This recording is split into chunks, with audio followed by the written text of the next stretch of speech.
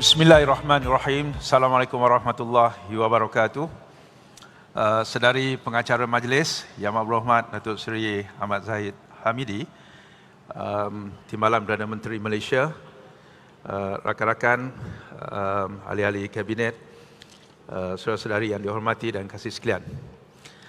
Pertamanya saya ingin merakamkan ucapan terima kasih dan tahniah pada semua, terutama sekali di atas inisiatif yang dibuat hasil daripada pandangan dalam Perhimpunan Agong yang lepas dan diusahakan oleh Yang Amat Berhormat Datuk Seri Datuk Ahmad Zahid Hamidi untuk menjadikan Kongres ini satu kenyataan yang disambut oleh Yang Amat Berhormat Datuk Seri Perdana Menteri kita, dan ia menjadi suatu kenyataan yang diharapkan akan mendapat sesuatu natijah yang dapat kita manfaatkan semua. Saya diminta untuk membicarakan satu tajuk yang agak luas, pemekasan ekonomi bumi putera melalui sumber tanah dan felda secara khususnya di sini. Kita telah mengadakan beberapa sesi libat urus pada 16 Januari, 30 Januari, dan kita ada satu simposium felda yang kesemuanya melibatkan lebih daripada 700 orang peserta, dan satu perkara yang cukup mencabar bagi kami untuk merumuskan segala. Banyak pandangan-pandangan macam mana nak tambah peluang pekerjaan, bagaimana penggunaan tanah yang luas itu dioptimumkan. Orang yang terlibat dalam bidang getah misalnya merasakan bahawa perlu menukar tanaman mereka kepada sawit. Jadi perkara ini semua kita masukkan di dalam laporan sesi libat urus untuk tatapan bersama. Cumanya yang menjadi cabaran pada kami ialah apabila matlamat Kongres ini ialah untuk memikirkan bagaimana untuk bumi putera ini menyesuaikan dengan tuntutan-tuntutan baru. Dalam ucapan Yang Amat Berhormat Datuk Seri Timbalan Perdana Menteri tadi bercakap tentang IR 4.0, tentang aspek-aspek teknologi yang bersifat tentang AI misalnya. Sudah tentu satu cabaran bagi kita ialah untuk mencari perkara-perkara baru. Tak boleh lagi kalau dalam Kongres yang pertama bercakap bumi putera perlu terlibat dalam perusahaan rokok misalnya, sedangkan rokok dah tak relevan. Ataupun kita bercakap tentang perlu diberikan permit taksi yang lebih banyak, sedangkan orang semua pakai Grab. Ataupun kita bercakap tentang soal membanyakkan lesen-lesen surat khabar, orang dah tak baca surat khabar. That's the challenge yang terpaksa kita hadapi. Cumanya di sini kita paparkan dari segi maklumat asas tanah Malaysia. Secara detail, tanah kita ada 13 juta hektar, kawasan berhutan, kawasan tak berhutan, hutan simpanan sebagainya. Felda sendiri memiliki tanah seluas hampir 1 juta hektar keseluruhannya. Dan kalau dilihat di sini bahawa daripada hampir 1 juta hektar itu kira-kira 700 juta yang berkaitan dengan sawit. Ada lagi pekebun kecil lain, Fekra. Ada 108,000 Fekra yang terlibat dengan sawit, keseluruhannya 112,000, yang ada lainnya adalah getah. Ada 446,000 orang persendirian yang menjadi pekebun kecil. Dan kita berhadapan dengan beberapa pemain industri yang bersifat giant, yang memiliki lebih daripada 4 juta hektar tanah yang mereka gunakan. Hari ini saya nak bawa hanya satu perkara sahaja, selain pada perkara-perkara lain yang memerlukan pandangan semua pihak, tetapi kita cuba test pandangan ini yang kami anggap untuk menimbulkan suatu kegembiraan baru, terutama sekali pekebun kecil peneroka Felda. Apabila saya masuk dalam Felda, saya diberitahu tentang mantra yang dikaitkan dengan produktiviti pekebun kecil, terutama sekali peneroka Felda. Mantranya ialah mantra mathematical 25-23. Yang ke atas sebelah kanan tu, mantra Felda dan FGV, mantra 25-23. 25 ialah 25 tan. Semua orang kena buat kerja kuat-kuat untuk hasilkan average ataupun rata 25 tan setahun. Ada yang bekerja kuat menghasilkan sampai 30 tan. Pergi ke kilang,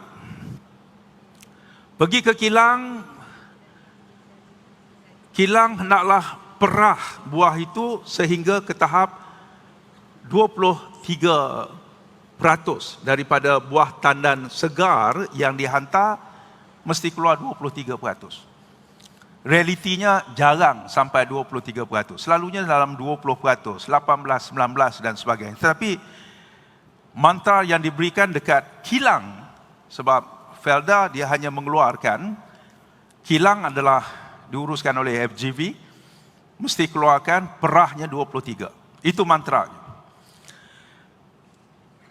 Di sini saya menimbulkan satu persoalan baru. Kenapa berhenti 25-23? Kerana lebihan daripada 23 ialah 77%.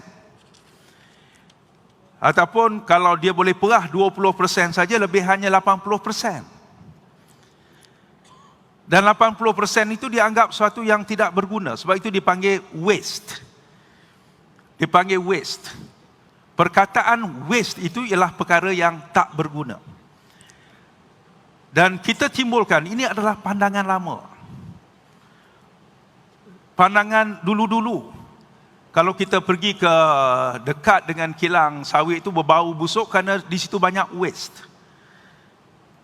Timbunan hampas-hampas sawit yang dipanggil buah tandan kosong, tetapi dianggap tidak ada nilai. Dan kalau digunakan pun hanyalah dibakar untuk boiler dalam kilang yang berkenaan untuk menjana tenaga elektrik bagi kilang yang berkenaan, selepas itu tidak ada nilai. Sebab itu saya bercakap dengan kawan-kawan dalam Felda, dalam FGV, dalam industri, termasuk mereka yang berada di MPOB. Cuba kita fikir kembali tentang 80% yang dianggap waste tadi. Sekarang ini dunia sudah berubah. Datuk Noor Azmi dalam presentation pagi tadi mengatakan bahawa antara cabaran mega dunia sekarang ini ialah kita berhadapan dengan planet yang tidak sihat. Kesihatan planet yang terganggu kerana perubahan iklim, kerana greenhouse gas effect dan sebagainya. Sebab itu kita lihat penemuan-penemuan baru yang sebenarnya berkaitan dengan sisa tadi, ataupun waste, ataupun kita katakan by-product dalam sawit ini, yang semuanya dipanggil biomass.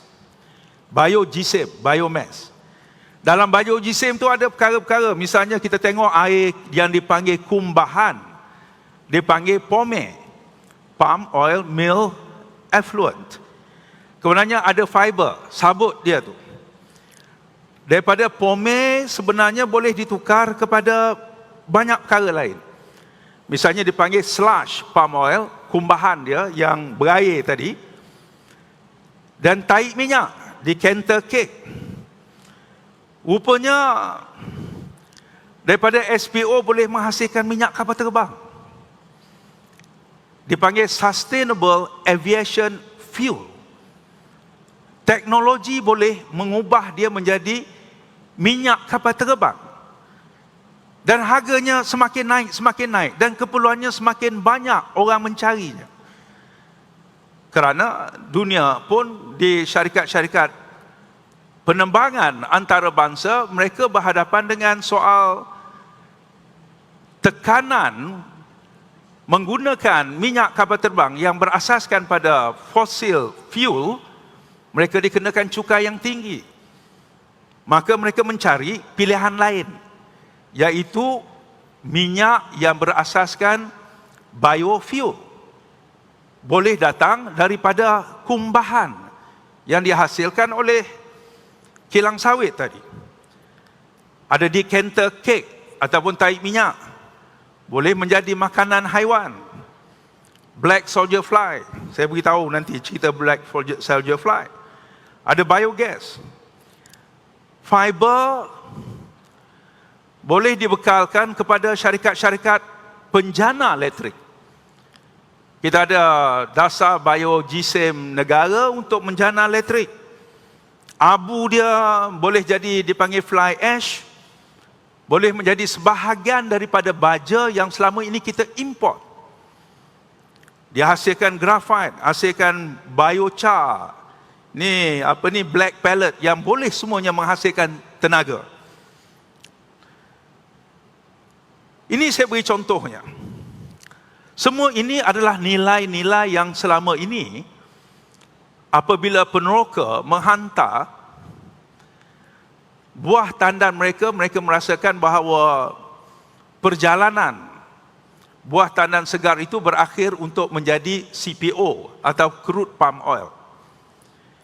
Sebenarnya terdapat banyak produk-produk lain yang dapat dihasilkan. Baja, decanter cake, tahi minyak tadi, yang harga pasarannya sekarang ini sudah sampai 140 USD. Dan dia boleh menjadi asas kepada ternakan black soldier fly. Orang tanya black soldier fly itu apa dia? Saya huraikan sedikit. Slush palm oil sebagai bahan mentah biodiesel dan sustainable aviation fuel yang saya sebutkan tadi, yang dikaitkan dengan keterjaminan makanan.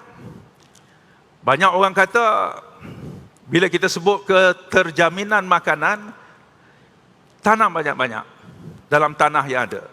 Saya selalu tanya, tanam apa? Antara perkara yang menjadi challenge, kalau tadi saya gambar, saya kata Abang Mat Sabu, kerajaan komited kurang bergantung jagung. Why jagung? Kita dah ada tanam beras untuk karbohidrat, tetapi selalu menjadi cabaran kita harga ayam.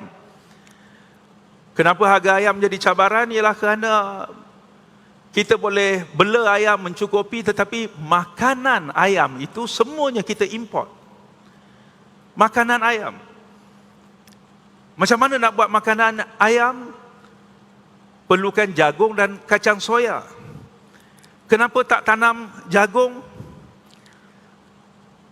Kita import sebanyak 3.5 juta metrik tan setahun. Nilainya lebih kurang 5 bilion. 3.5 juta metrik tan ni, kalaulah kita nak tanam sendiri, katakanlah kalau kita berjaya menghasilkan tanaman jagung yang paling efisien, 1 hektar dapat menghasilkan 10 tan. 1 hektar dapat menghasilkan 10 tan. Bermakna kita perlukan 350,000 hektar tanah. Katakanlah kita boleh buat 2 tahun sekali, 2 kali setahun tanah tersebut. Kita perlukan lebih kurang 200,000 hektar tanah. Nak cari mana 200,000 tanah flat? Kalau di Kedah ada kawasan perairan Mada, itu pun baru 120,000 hektar. 120,000 hektar. Tak mungkin kita dapat. Saya katakan tak mungkin. Dulu pun saya pernah dekat Kementerian Pertanian. boleh kita bantu untuk mengurangkan kebergantungan pada import jagung, tetapi amat-amat sukar. Ada pun tanah, satu daripada input untuk menghasilkan jagung bagi keperluan ternakan kita. Kita perlukan baja yang kebanyakannya masih diimport. Sekarang ni antara isu beras. Jadi mahalnya ialah kerana baja.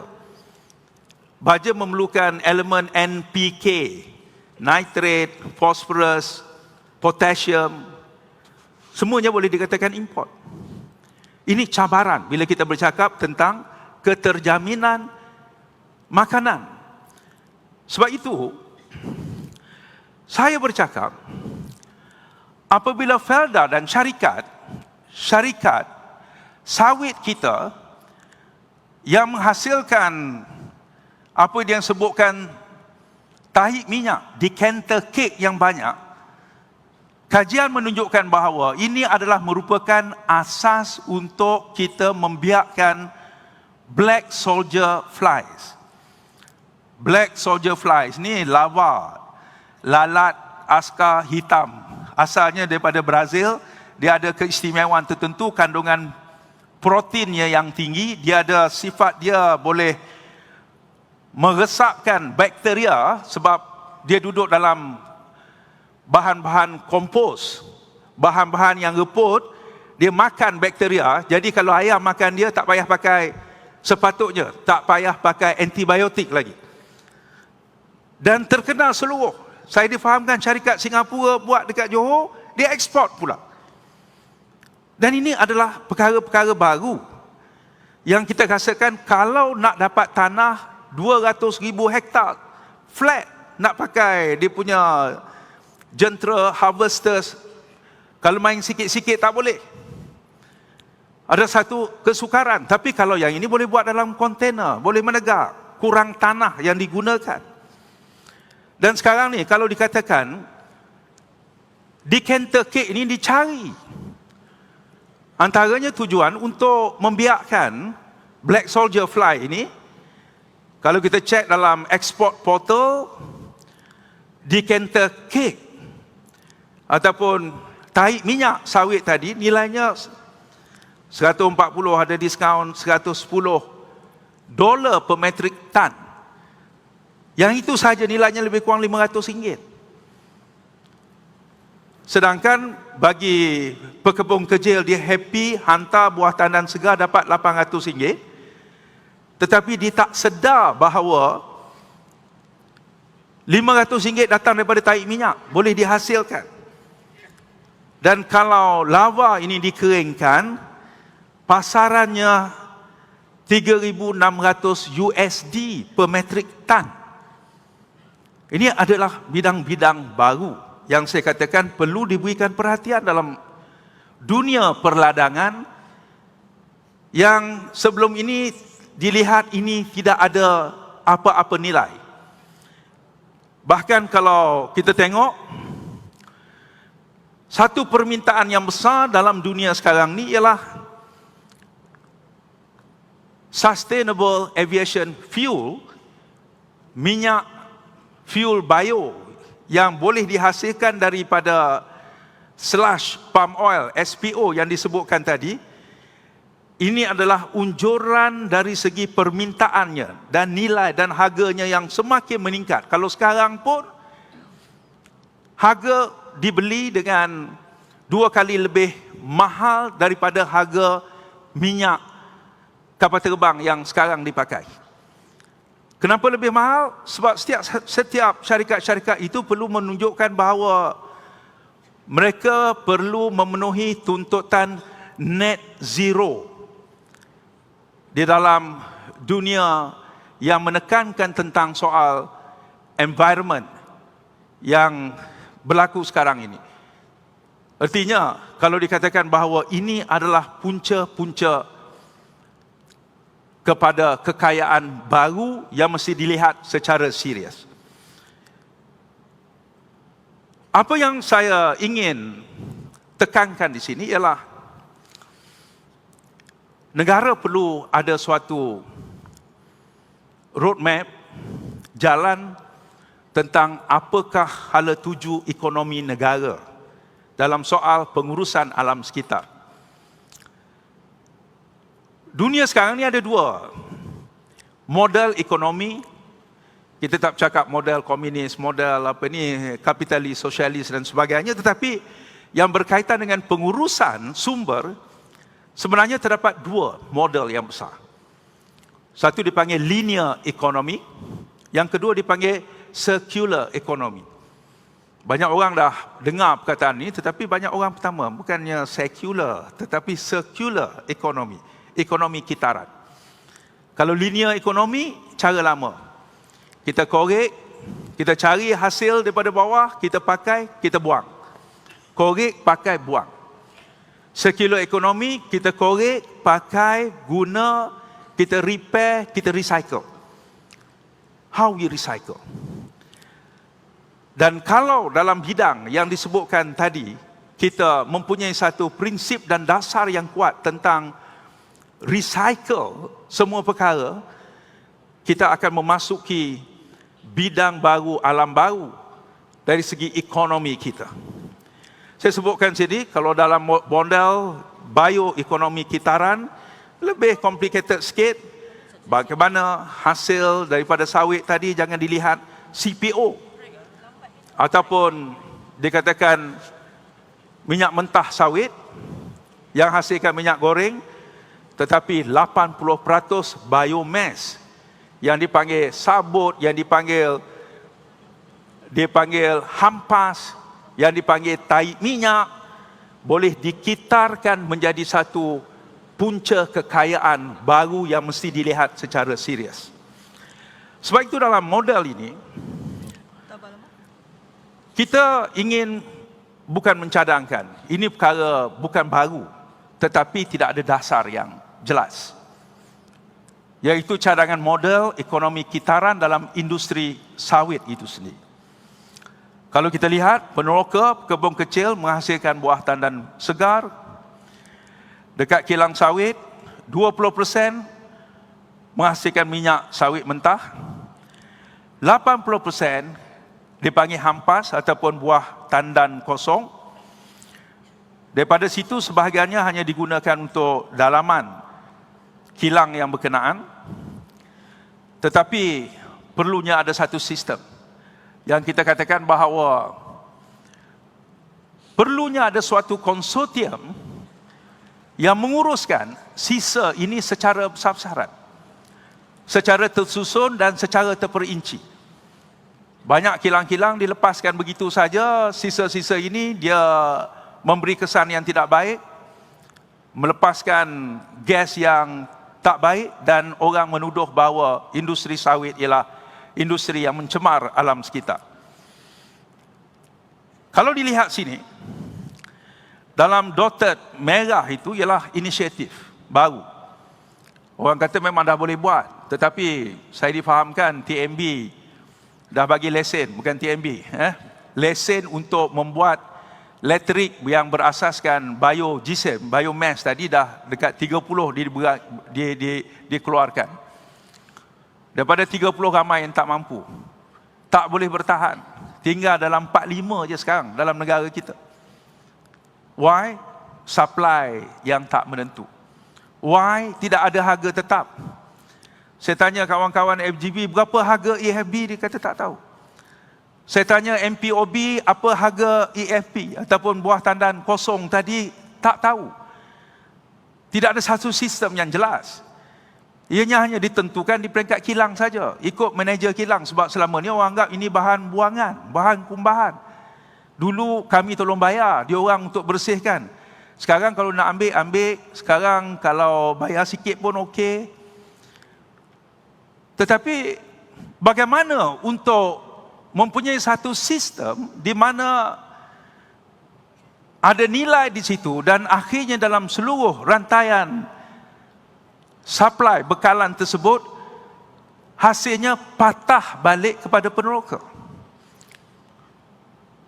kembali pada peneroka. Ini argument yang selalu dibuat kerana dasar tidak ada. Saya kata kerajaan kena buat sesuatu. Macam dulu kalau P. Ramlee dia cipta lagu, dia dapat RM500, RM700 satu lagu. Dia naik menyanyi mungkin dapat RM700-800 naik pentas, tapi akhirnya dia mati dalam keadaan yang miskin. Bila kerajaan katakan tentang ada satu dasar yang berkaitan dengan royalty, selagi lagu itu dimainkan, ada pulangan yang diberikan, royalty yang dibayar pada dia ataupun keluarga dia. Maka kita tengok suasananya sudah berbeza. Pengeluar, peneroka, petani yang menghasilkan, dia tak tahu apa yang berlaku selepas itu. Sebab itu kita perlukan beberapa dasar yang perlu dibuat supaya hasil yang dipanggil sisa tadi akan kembali kepada pekebun kecil, pada peneroka yang saya katakan majoriti mereka adalah terdiri pada bumi putera. Sebab itu dalam apa yang disebutkan circular economy dalam industri sawit, konsortium perlu ada keterjaminan makanan. Saya sebutkan black soldier fly tadi. Kalau government, kalau kerajaan nak bantu ini, misalnya kita perlu ada pusat-pusat pengumpulan, ada logistik. Ini antara bumi putera yang mesti masuk dalam bidang itu. Keterjaminan makanan yang dikaitkan dengan penghasilan makanan ternakan berdasarkan pada decanter cake dan black soldier fly tadi, banyak research perlu dibuat. Ini government ataupun kerajaan kena bantu. Negara lain misalnya Jepun mencari tempurung kenal. Saya tanya, kenapa Jepun membeli tempurung ini dengan begitu banyak? Yang perkara yang dulunya kadang-kadang dekat kilang dia buang begitu saja ataupun untuk timbul jalan. Tak, dia kata, saya tanya apakah harga tempurung bila dia bakar boiler untuk menghasilkan tenaga, apakah dia lebih murah daripada menggunakan diesel, menggunakan arang batu, menggunakan gas? Tak, dia kata. Kalau mereka menggunakan barang kitar, mereka dapat offset cukai karbon yang tinggi. Negara mereka ada carbon tax supaya menghukum mereka yang membakar karbon daripada bahan api fosil. Negara kita tak akan maju ke depan dari segi penjana kuasaan elektrik berasaskan barang kitaran ini kalau tidak ada cukai karbon. Kita bukan saja tak ada cukai karbon, saya selalu sebutkan, bahkan kita menggalakkan orang bakar karbon dengan memberikan subsidi minyak yang begitu besar. Sebab orang cakap bahawa negara yang baik minyaknya mesti murah. Tetapi saya katakan, kalau nak tolong peneroka, nak tolong Felda, kita kena tukar perkara itu. Bukan esok, bukan lusa, tetapi kerajaan perlu ada satu dasar yang besar yang dikatakan roadmap plan for circular economy kepada negara kita. Ini polisi kepada circular economy adalah satu perkara yang menjadi tuntutan yang besar. InsyaAllah kita perjuangkan perkara ini. Kalau di negara-negara lain, kalau nak bela ayam, ditanya apa nak buat dengan tai ayam.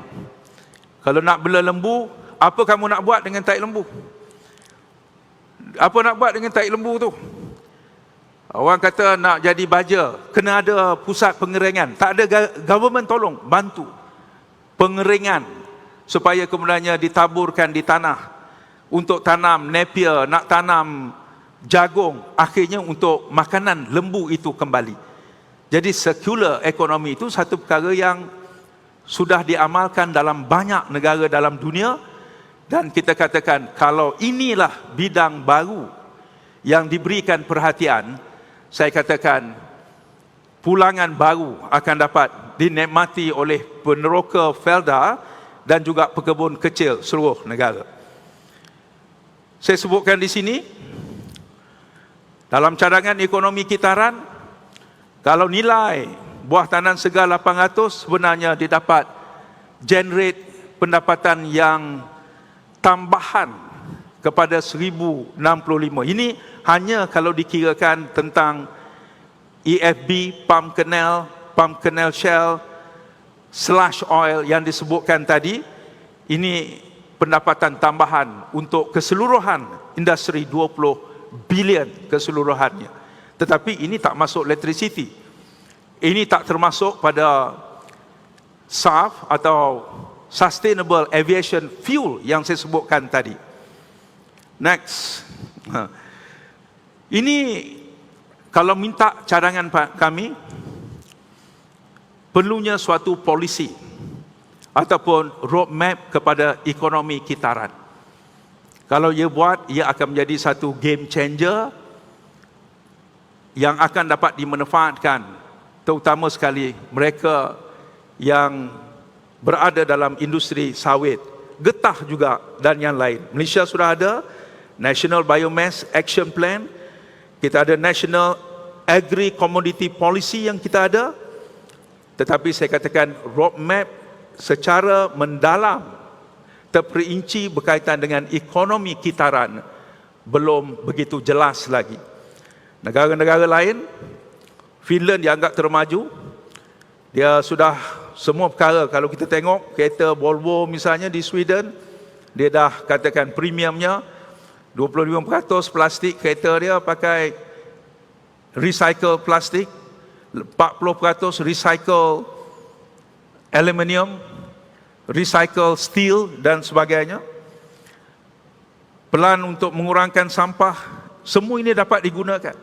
Banyak negara kata kalau hotel, apa dia plan untuk mengkomposkan makanan lebihan. Bulan puasa nanti banyak yang lebih, apa kita nak buat pada makanan lebihan? Ini belum ada jelas dalam negara kita. Semua negara-negara sudah menuju ke arah ekonomi kitaran. Dalam pada itu, libat urus kita juga telah melibatkan beberapa perkara tentang beberapa isu lain, termasuk ketidakselarasan akta tanah, kekagangan syarat guna tanah, kurang kesedaran dan pemahaman pihak berkuasa negeri dan pihak berkuasa tempatan. Ini agak perkara yang sudah lama diperkatakan. Ada cadangan pemodenan akta tanah, tadi kita sebutkan perbadanan tanah yang perlu ada, yang disebutkan oleh Yang Amat Berhormat Datuk Seri Timbalan Perdana Menteri, penjelasan akta tanah pusat dan negeri, pelarasan kos standard bagi hal-hal seperti hak milik, pertukaran syarat nyata geran, memudahkan. Ada negara yang cukup cepat nak tukar tanah ni, sehari boleh siap, kita mengambil masa berbulan. Pelan tindakan semakkan semula terma akta, global akta termasuk elemen keterjaminan makanan dan seterusnya. Perkara ini ada. Jadi cadangan hala tuju bagi kumpulan kami ialah, pertama, memperkasakan syarikat Bumiputera dalam bidang biojisim melalui perkongsian kerjasama awan swasta dalam ekonomi kitaran, memperkenal dan mengukuhkan cukai karbon serta mengambil langkah proaktif dalam menubuhkan agensi tempatan yang bertindak sebagai VERA. VERA ini ialah syarikat penarafan, accreditation, yang kalau orang kata saya nak mengurangkan pelepaskan karbon, nak dapat CJ itu di mana, ramai orang tak tahu. Bagaimana kita membuat satu standard baru, bukan saja untuk negara tetapi untuk ASEAN sekurang-kurangnya. Kalau orang luar mengatakan sawit itu dianggap tidak environmental friendly, tetapi sekurang-kurang di peringkat ASEAN kita sudah ada standard kita sendiri. Dalam sekarang ini, bila ada orang dapat carbon credit yang disebutkan, dia akan dapat sijil. Sijil itu boleh diperniagakan di Carbon Exchange New York, di Carbon Exchange Chicago misalnya, satu sijil kerana dia dapat mengurangkan pelepasan karbon setiap 1 tan dapat 1 sijil. Sijil itu boleh diperdagangkan, orang beli kerana dia dapat offset daripada cukai-cukai karbon. Dan ini antara perkara yang perlu diperhalusi dalam negara kita. Di bawah bursa pun sudah ada carbon exchange, tetapi ramai yang masih kurang faham tentang perkara ini. mentransformasikan pertanian dalam meningkatkan keterjaminan makanan negara. Saya sebutkan tadi, pemikiran kita perlu tanah yang luas, tetapi kalau dikaitkan dengan dunia peladangan, ada perkara-perkara yang tak semestinya memerlukan tanah yang luas, tetapi ada aspek-aspek baru dalam dunia pertanian moden sekarang boleh diperkenalkan. Melaksanakan reformasi akta tanah untuk mengatasi kekangan sedia ada, khususnya dalam syarat guna tanah yang menghalang perkembangan ekonomi kitaran di kalangan bumi putera. Kalau nak buat satu kilang jana kuasa mesti di kawasan yang hampir dengan ladang, tetapi kalau syaratnya terlalu terikat, susah kita nak buat. Jadi saya rasa itu saja yang boleh saya terangkan di sini. Kalau saya bersifat ekonomi kitaran, ada spiritual dimensionnya, dan janganlah kamu membuat kerosakan di muka bumi. Orang bercakap circular economy, kitar, tidak sekadar mengambil guna dan buang, tetapi suatu yang dapat memperbaiki alam sekitar adalah suatu tuntutan agama kita. Terima kasih.